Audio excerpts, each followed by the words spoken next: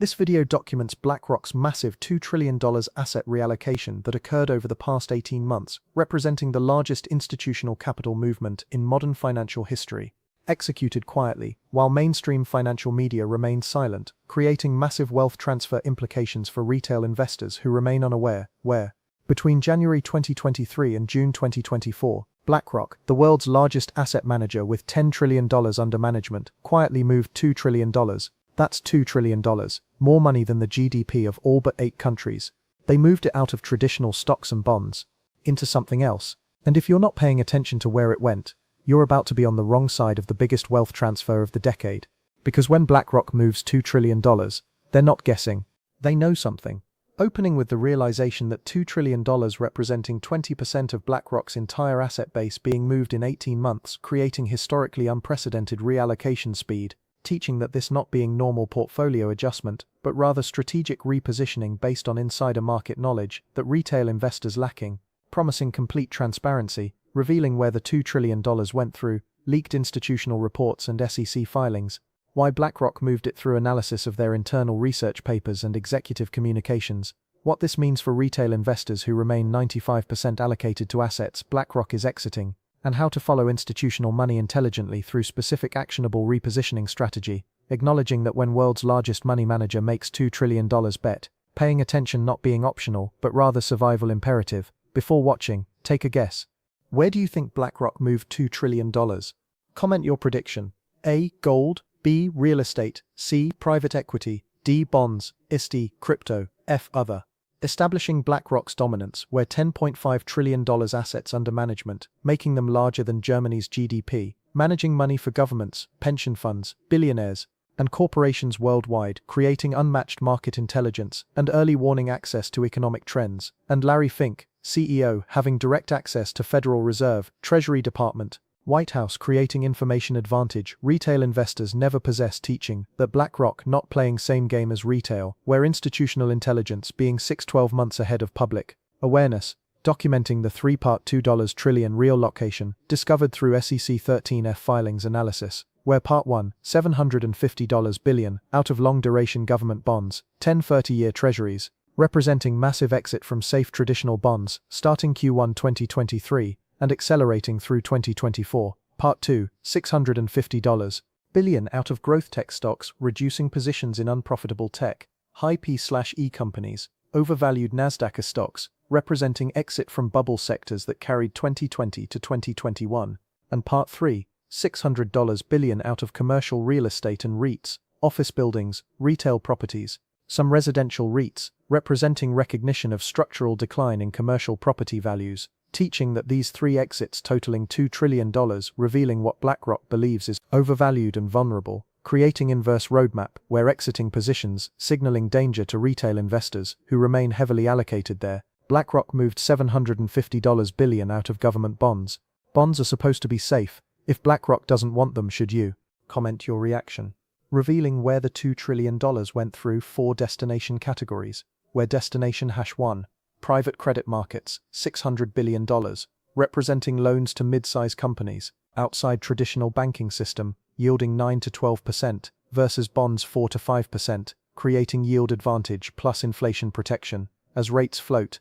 Destination #2, physical infrastructure assets, $450 billion, including energy infrastructure, data centers, cell towers, logistics warehouses, representing hard asset exposure, with monopolistic cash flows and inflation-adjusted revenues. Destination #3, commodities and natural resources, $350 billion, including industrial metals, agricultural land, timber, mining operations, representing hard asset inflation hedge, with supply constraints driving long-term appreciation. And destination #4, international emerging markets, $600 billion, focusing on India, Indonesia, Vietnam, Brazil, representing geographic diversification away from US-centric risk, plus higher growth potential in developing economies, teaching that 4 destinations sharing common characteristics being hard assets over paper assets, cash flow over speculation, inflation protection over fixed returns, and global diversification over US concentration, creating sophisticated institutional positioning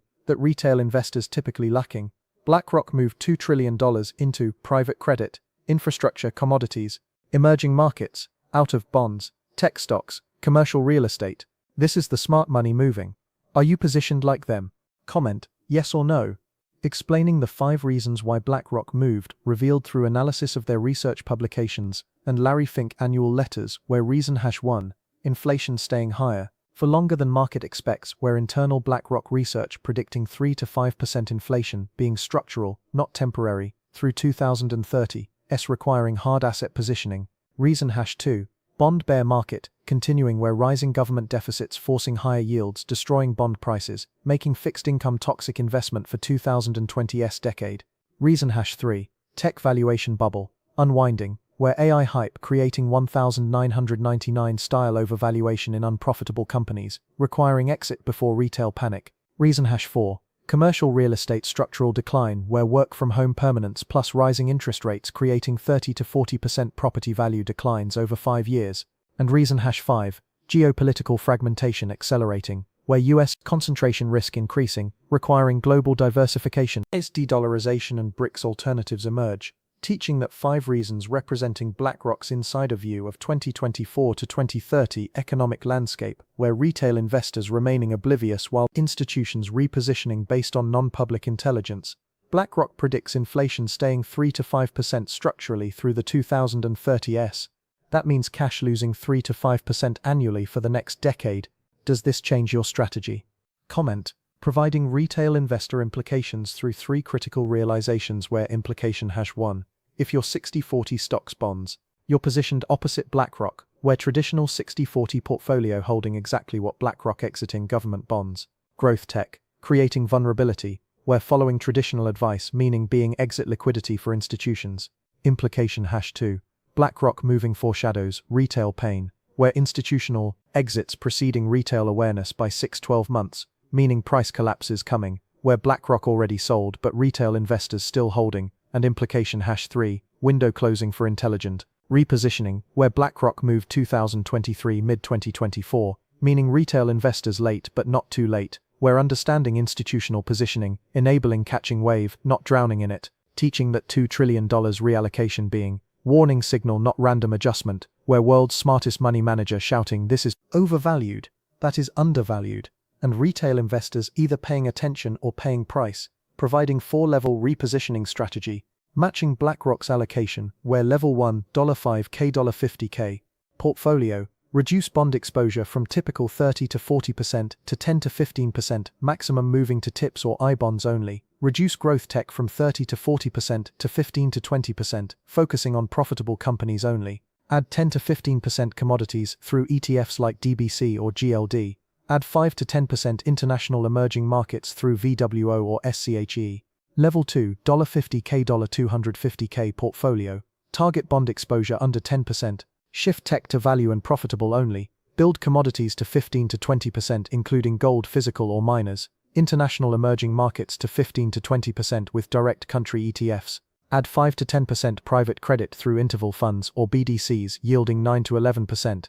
Level 3, $250K, $1M portfolio, bonds under 5%, TIPS only for inflation protection, tech allocation 10 to 15%, profitable only, no speculation, commodities 20-25% including direct ownership of land or resources, international 20 to 25% including direct foreign real estate, private credit 10 to 15% through accredited investor platforms, infrastructure exposure 5 to 10% through specialized funds. Level 4, $1M plus portfolio, full BlackRock-style institutional allocation matching their positioning through accredited investor access to private credit funds, direct infrastructure investment, commodity trading accounts, emerging market real estate, minimizing bonds completely except inflation protected, keeping tech minimal and profitable only, teaching the every level being scaled version of BlackRock's repositioning, where retail investors can't access exact vehicles, but can match directional positioning through available instruments, repositioning levels. Which bracket are you in? Comment. A $5K, $50K, B $50K, $250K, C $250K, $1M, D $1M plus. Then tell me, will you follow BlackRock's lead? Addressing 5 critical warnings, where warning #1, BlackRock could be wrong, where even world's largest manager making mistakes sometimes, and past performance not guaranteeing future returns. Warning #2, retail investors can't access exact vehicles, where private credit, infrastructure, and institutional-grade investments requiring accredited investor status and $100K plus minimums.